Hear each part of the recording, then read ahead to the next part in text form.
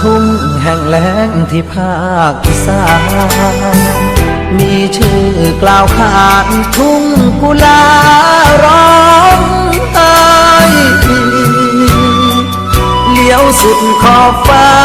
รำไรแผ่นดินกว้างใหญ่แล้งดังไฟแผดพร่าเขาเล่าไว้เป็นนิทานท้องทุ่งนี้มีช้านานไรนาแสนกันดารแห้งแล้งใจหาย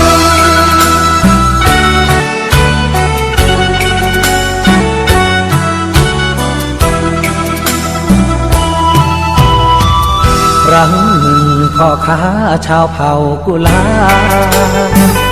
เดินดันต้นมาทุ่งกันดารแสนเหนื่อยหน่ายร้อนแดดแผดเผาเจียนตายดังทะเลทรายหาจุดหมายเมื่อยล้าเห็นขอบฟ้าไกลลิบตาแสนเหนื่อยเพราะเดินลงมาหมดความหวังปัญญากอดเขาร้องไห้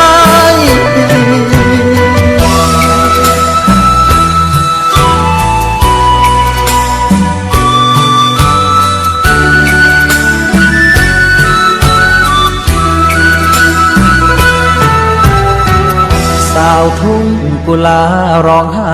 คนงามคงไม่ใจดำให้พี่ชายช้ำใจถึงอยู่อีสานแดนไกลแห้งแล้งปานใดน้ำใจใครจะเหมือนขอฝากน้ำคำย้ำเตือนน้องอย่าแกล้งทำร้างเลือนให้พี่เหมือนกุลาร้องไห้กำสวน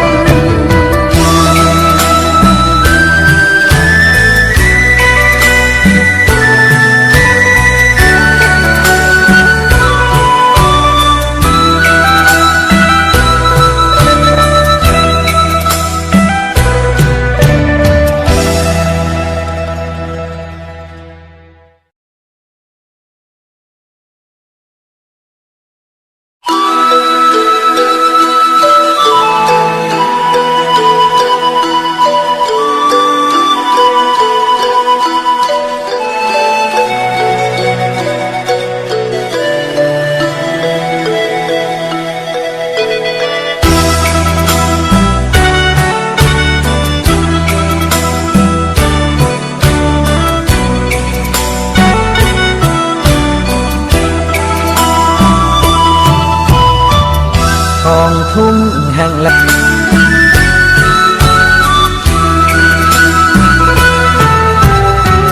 สาวทุ่งกุลาร้องไห้คนงามคงไม่ใจดำให้พี่ชาย